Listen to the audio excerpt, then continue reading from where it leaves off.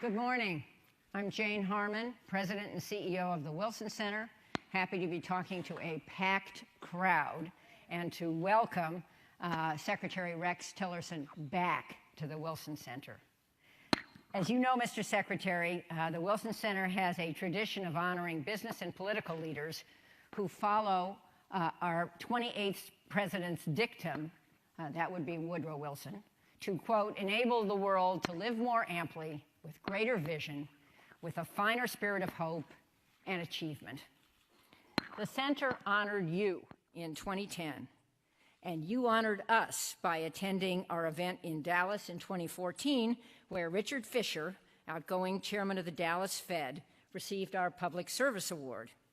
You and I sat together. We're delighted to welcome you back this morning to talk about the future of U.S. relations with Europe and to take some questions from me and some of you in the audience. Since we only have 50 minutes of your time, those here today submitted questions on arrival, and we selected a few at random, which I will put to the Secretary. By the way, your predecessors, and most recently John Kerry, have addressed us on prior occasions, but the times in which they served seem less perilous than the present. Today, as you and I were discussing, our country and the world face an existential threat from North Korea's nuclear program. Many governments in the Middle East are struggling for stability, despite the enormous reduction in the capacity of terror groups like ISIS. Plots and horrific violence against civilians, mostly Muslims, continue, and there is clear evidence of Russia meddling in democratic elections in the U.S. and Europe, just to name a few of the issues on your plate. It's clear that old answers don't work. That's why many here applaud the fact that you have an unusual resume for a Secretary of State. Educated as an engineer, your journey over 4 decades to become CEO of the world's sixth most valuable company is nothing less than astonishing. But hey, you were an Eagle Scout, one who later headed the Boy Scouts. Before joining the Trump administration, you traveled widely, met regularly with global leaders, and displayed curiosity about the world, which is, of course, why you received our award. As you know, conducting foreign policy is hard, requiring an understanding of nuance and linkages among issues, as well as focus and the ability to earn the trust and respect of those with whom you interact. You should know that for the past 5 years, the Wilson Center's world-class scholars and program directors have helped over 500 congressional staff on a bipartisan, bicameral basis analyze the toughest foreign policy challenges, from a risen China to Putin's Russia to Assad's Syria to Maduro's Venezuela. We are laying the groundwork for informed, bipartisan foreign policy as we build knowledge and relationships across the aisle. And just maybe some of our alums from our program will run for Congress themselves or work for you in the State Department. Let me recognize a few of our guests and then turn the podium to you, starting with thanks to the International Trade Center Management Association for hosting this event. Thank you, Reagan Building. 900 people wanted to fit into this 600-person auditorium, so I apologize to those who came a bit late and couldn't be accommodated. Some of our White House-appointed trustees are here, including Thelma Duggan, Barry Jackson, Earl Stafford, and Natalie Reyes, and our beloved former chairman, Ambassador Joe Gildenhorn, and his amazing wife, Alma, are also here. Welcome to all our Wilson supporters, including our cabinet and council members, and to ambassadors from Belgium, Greece, Hungary, the League of Arab States, Luxembourg, Nepal, Nicaragua, the Republic of Slovenia, and Spain. And welcome, too, to Senator Ron Johnson, who has escaped for an hour from the tax wars on Capitol Hill, and to former Senator Bennett Johnston. By the way, one staffer from Senator Johnson's office attended our foreign policy program. And finally, let me acknowledge my own relationships and our respect for some of your senior staff, including my old Capitol Hill buddy, Margaret Peterlin, your chief of staff, and your newly minted and highly reviewed Assistant Secretary for Europe, Wes Mitchell. So now, please welcome the 69th Secretary of State. Mr. Secretary, the floor is yours.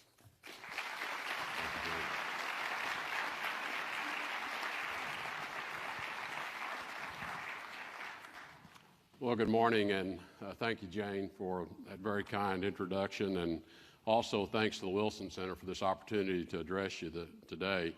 The Wilson Center has made many important contributions to public policy over the years, and therefore it's a very fitting venue for our discussion today on Europe, considering that 100 years ago this year, the United States entered World War I under the leadership of President Wilson.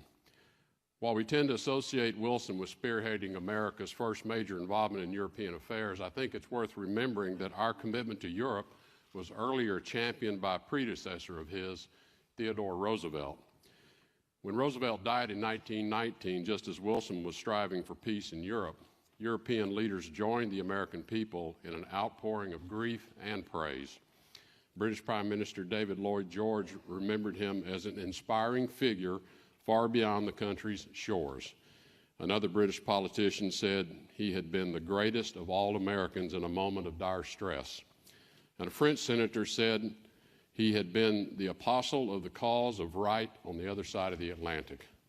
President Roosevelt was beloved in Europe because of his vigorous commitment to the continent in the years before and during World War I. While President Wilson steadfastly adhered to a neutrality policy, Roosevelt felt a responsibility to come to Europe's defense. It was reported he even once asked President Wilson for permission to personally lead an army division into Europe. And he had even written to a British Army officer saying, "If we had done what we ought to have done after the sinking of the Lusitania, I and my 4 boys would now be in the Army getting ready to serve with you in Flanders." What motivated Theodore Roosevelt's rejection of neutrality and an ardent commitment to the defense of Europe? We can see the answer in something Roosevelt told the U.S. Congress in 1904, and I quote, "A great free people owes it to itself and to all mankind not to sink into helplessness before the powers of evil." Roosevelt knew that the defense of freedom demanded action from free nations, confident in their strength and protective of their sovereignty. Roosevelt also knew that the United States and Europe, then as we are now, are bound by shared principles. Our nations live according to a self-evident truth on which Western civilization is built: liberty, equality, and human dignity. These foundational principles are protected by the construct of our institutions, dedicated to the rule of law, separation of powers, and representative government. Our principles are also protected from external threats by our collective determination, action, and sacrifice in the face of security challenges. World War I was the first great test in the 20th century of whether the United States would pay the high cost of liberty. Theodore Roosevelt never participated in that war, but he did pay that high cost. His son Quentin, a fighter pilot, was killed in the skies over France. In past decades, our way of life, and by extension our core Western principles, have been tested by the totalitarian threat of Nazism, by Soviet power and its communist ideology, by ethnic and sectarian conflicts, and by internal political pressures. Together, the U.S. and Europe have passed these tests. But we know that the United States and Europe are again tested today, and we will be tested again. Under President Trump, the United States remains committed to our enduring relationship with Europe. Our security commitments to European allies are ironclad. If we are to sustain the shared security commitments that ensure stability in the region, the Trump administration views it as necessary for our allies to be strong, sovereign, prosperous, and committed to the defense of shared Western ideals. Over the past 10 months, we have embarked on a new strategic policy that bolsters European and American security, namely a recommitment to Europe in the wake of the failed Russia reset.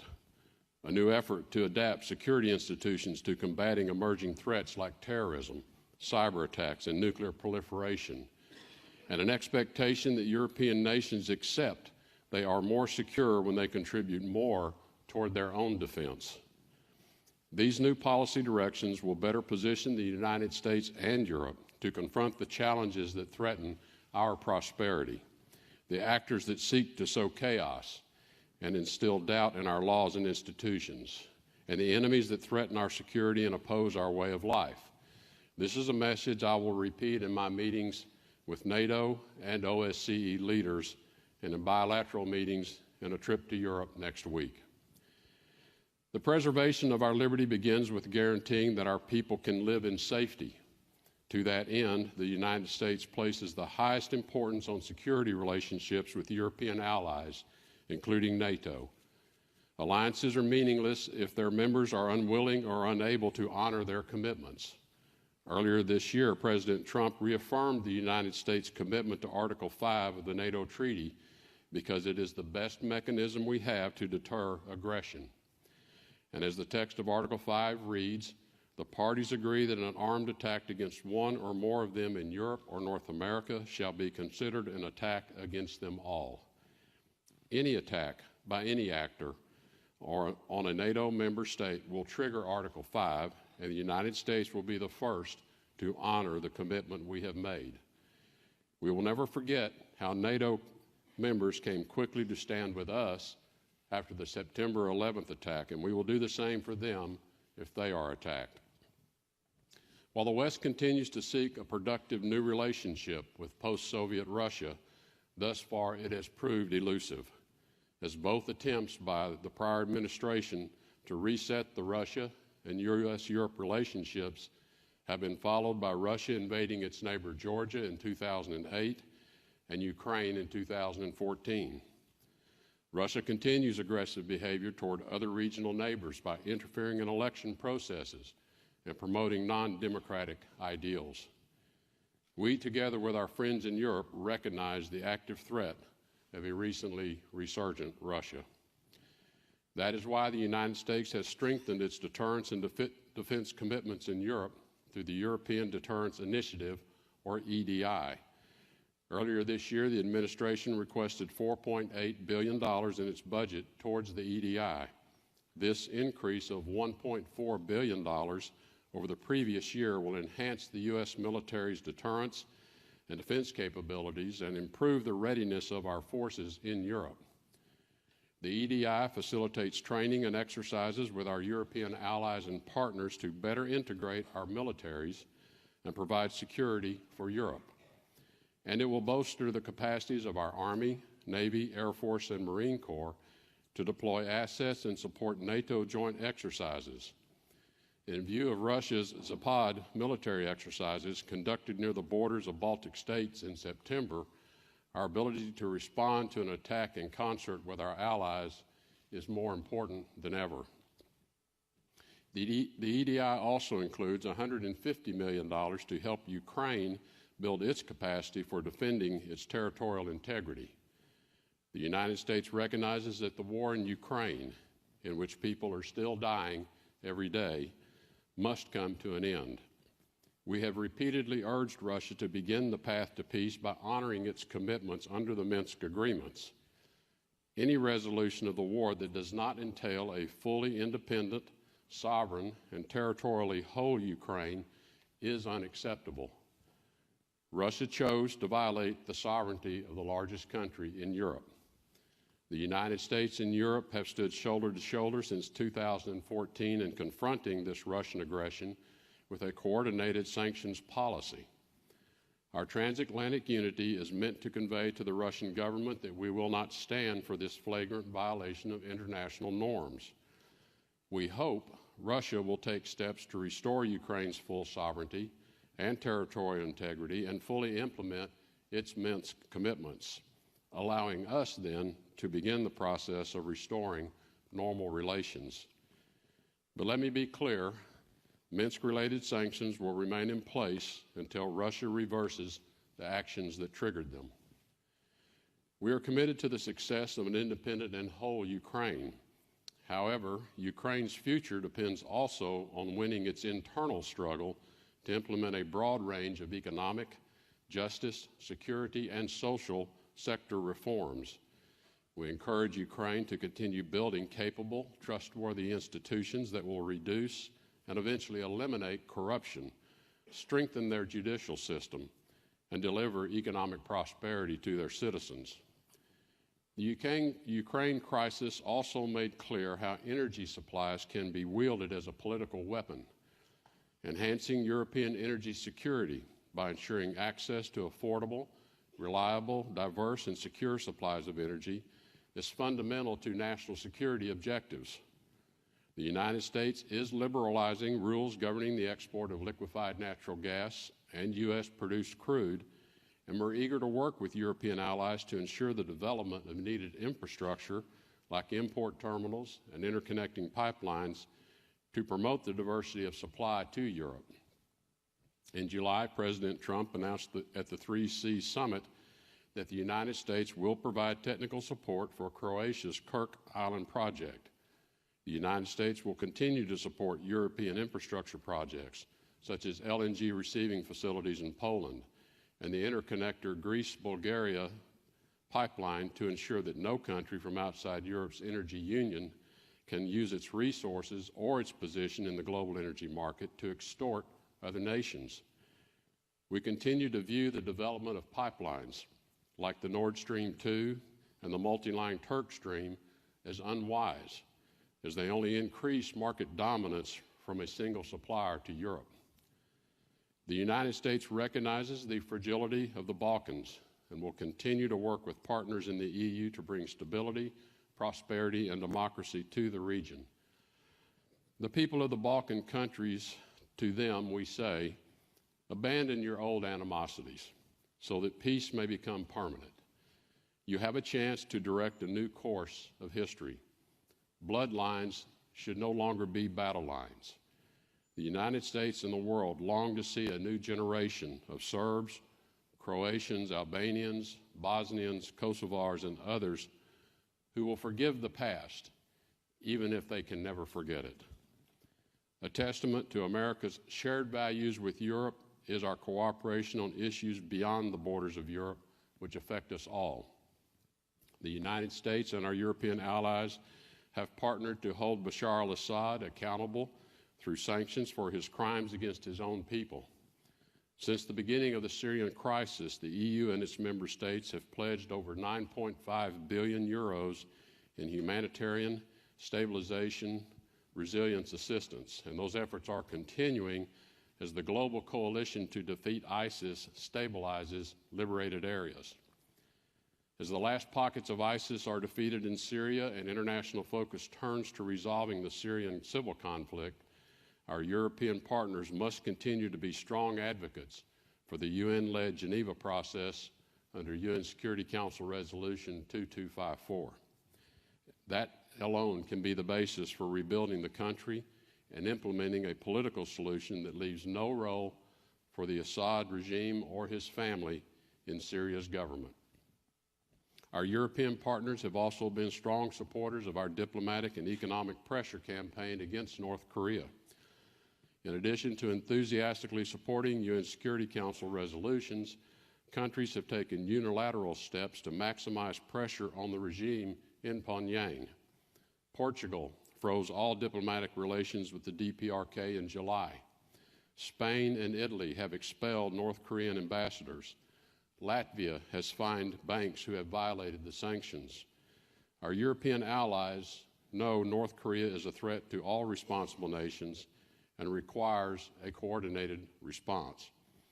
We commend our allies for increasing pressure on the regime in Pyongyang in order to achieve the complete, permanent, and verifiable denuclearization of the Korean Peninsula. The partnership that the United States and European nations have forged are a critical basis for confronting the threats of today and tomorrow, both in Europe and outside of Europe.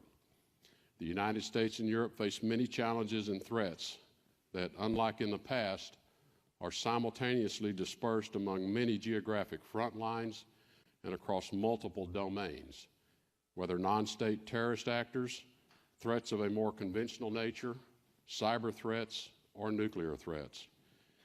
Because we know we are stronger in confronting these challenges when we are working together, we will pursue even greater cooperation from and with the nations of Europe, our best partners.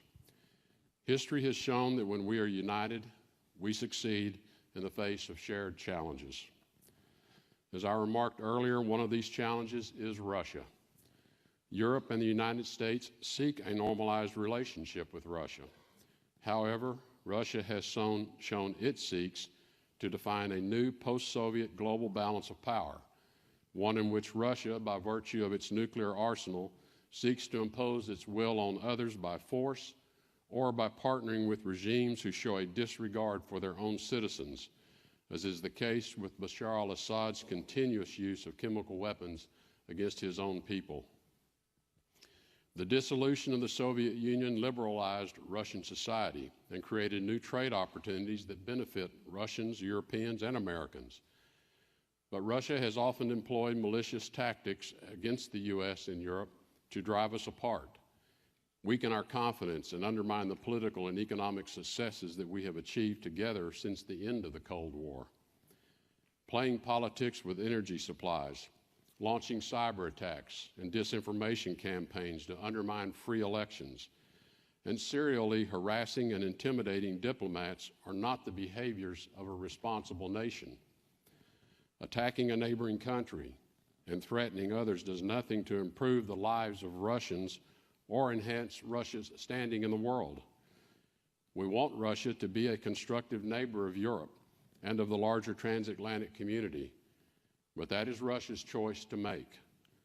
Russia can continue to isolate and impoverish itself by sowing disorder abroad and impeding liberty at home, or it can become a force that will advance the freedom of Russians and the stability of Eurasia. Following the President's recent decision regarding our policy toward Iran, there is actually much more that binds the United States and Europe together than drives us apart. The JCPOA is no longer the only point of U.S. policy toward Iran. We are committed to addressing the totality of the Iranian threat. We ask our European partners to join us in standing up to all of Iran's malign behavior. The Iranian regime is antithetical to Western principles in its totalitarian suppression of individual, political, and religious freedom. Neither the United States nor Europe wants another type of North Korean nuclear threat on its hands, nor are any of our nations at ease with Iran's attempts at hegemony in the Middle East through support for terrorist organizations, militias on the ground in Iraq and Syria, and an active ballistic missile development program. At Europe's intersection in the region, we know Turkey cannot ignore Iran because of geographic proximity and cultural ties. But we ask Turkey, as a NATO ally, to prioritize the common defense of its treaty allies. Iran and Russia cannot offer Turkish people the economic and political benefits that membership in the Western community of nations can provide. We recognize the important contributions of our NATO allies that have been made in Afghanistan, and we ask them to maintain their commitment to the mission. The end state of the United States' new South Asia strategy is to destroy terrorist safe havens and deny their reestablishment, while the Afghan government continues to strengthen its own capacity to maintain security and create the conditions for reconciliation with the Taliban and an inclusive government that accounts for the ethnic diversity of all Afghans. We know this will take time, but if we fail to exercise vigilance and undertake action against the terrorist threat wherever it is found, we risk recreating the safe havens from which the 9/11 plot was hatched and carried out. We urge proportionate contributions of troops, funds, and other forms of assistance as we seek to eradicate a terrorist threat that will not be confined to the place where it was born. NATO's resolute support mission is essential to our shared goal of ensuring that Afghanistan develops the capability to contribute to regional stability and prevail over terrorist threats, including al-Qaeda